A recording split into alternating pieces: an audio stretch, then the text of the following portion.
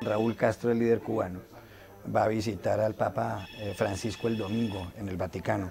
Un comunicado de la Santa Sede dice justamente: como sabemos, el presidente Raúl Castro ha agradecido públicamente al Papa su papel en el acercamiento entre Estados Unidos y Cuba, y fuera de eso ha dicho el señor Federico Lombardi, el portavoz de la Santa Sede, que esto va a ser un encuentro estrictamente privado. ¿Qué se puede esperar de esta reunión entre Raúl Castro y el Papa Francisco? Yo creo que se pueden esperar muchas cosas, lamentablemente, estrictamente privadas. Lo primero, vamos al punto fundamental que has dicho. El Papa fue uno de los arquitectos de este acercamiento tan enorme que solamente empezó a andar y del que todavía no tenemos a la vista sus consecuencias. Por lo tanto, él estuvo ahí y ahora tiene no una recompensa, sí un reconocimiento. Castro, Raúl, peregrina al Vaticano y habla con uno de los actores determinantes de la diplomacia y de la política internacional. A mí me parece importante, es curioso que se cumplan este año 80 años de la relación entre Cuba y el Estado Vaticano, y no tiene nada que ver con lo que estamos hablando. Lo que estamos hablando es que un proceso que se puso en marcha en otoño y ahora continúa con un encuentro muy importante del que nos encantaría saber mucho más de lo que vamos a saber. Hay que tener en cuenta que ha habido dos papas que han visitado Cuba, por supuesto en este caso es Raúl Castro quien va al Vaticano. Juan Pablo II en 1998, cuando dijo aquella famosa frase que Cuba se abra al mundo y que el mundo se abra a Cuba, y más recientemente en el 2011 Benedicto XVI. A ver, cada vez que hay una visita del Papa, un acercamiento del Papa con Cuba, se hace historia. El Papa Juan Pablo II fue el primer Papa en visitar la isla en 1998, y el Papa Benedicto fue el primero que le abrió las puertas a Raúl Castro, que asistió a la misa papal, y después de eso en Cuba se celebra el Viernes Santo como un festivo oficial. Y en esta ocasión el papel que ha jugado el Papa Francisco es histórico y es curioso, y es una seña de esta nueva diplomacia, porque además, curiosamente, Raúl Castro está visitando hoy Rusia y empieza un viaje en el cual va a tener unas conversaciones con los líderes rusos, que es bastante irónico teniendo en cuenta que Raúl Castro era ministro de Defensa durante la época de la crisis de los misiles de Cuba hace 40 años. Entonces, realmente esto es una nueva ruleta de diplomacia que quién sabe qué resultados arroje. Hace 10 años, 5 años, 2 años habría sido impensable tener a estos actores en este momento en otras posiciones distintas de la geopolítica. El Papa, como se sabe, jugó un papel clave y se lo agradecieron públicamente en la puesta en libertad de Alan Gross, un ciudadano estadounidense que estuvo 5 años preso en la isla, acusado de espionaje, y que fue puesto en libertad el 17 de diciembre pasado, minutos antes de que simultáneamente anunciaran Barack Obama, presidente de Estados Unidos, en Washington, y Raúl Castro en La Habana, el líder cubano, el inicio de conversaciones para restablecer relaciones diplomáticas entre Washington y La Habana, rotas a principios de los años 60.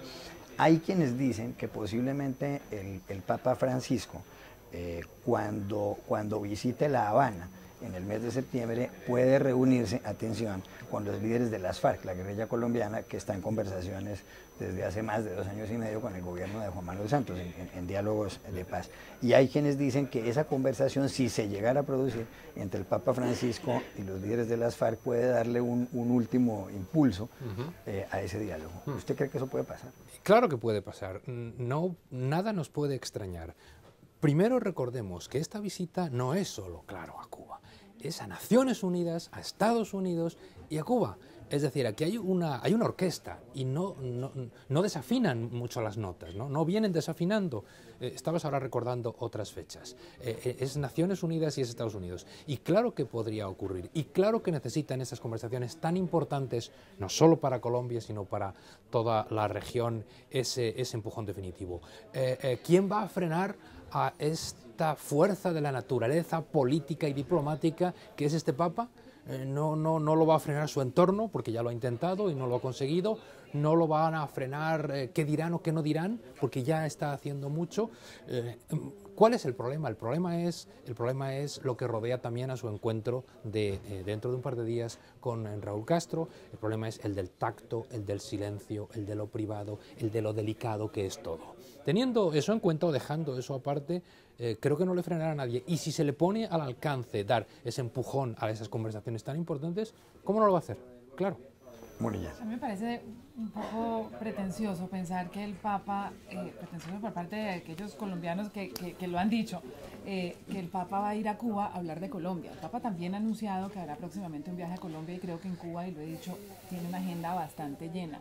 Es curioso en esta nueva diplomacia que el Papa viaje a Cuba antes de su visita anunciada a Estados Unidos. En otro momento también habría sido quizás programada al revés y él ha hecho una maniobra de agenda que lo va a traer primero a Cuba, donde están en plena conversación para restablecer relaciones y quizás más bien lo que haga el Papa sea como han hecho los otros papas anteriores, él no ha sido el único, que haga un llamado para terminar el embargo de los Estados Unidos contra Cuba, algo que no depende de los presidentes, sino, como recordamos, depende de la aprobación del Congreso. Eso quizás sí sea una táctica negociadora y de pronto deja los temas de Colombia para después. Pase lo que pase, y es cierto, ¿qué nos importa acá? Que el mundo se mueve, y el que no se mueve se queda atrás. No estoy pensando ni en Colombia, ni en Cuba, ni en Estados Unidos. Estoy pensando en Venezuela, por ejemplo.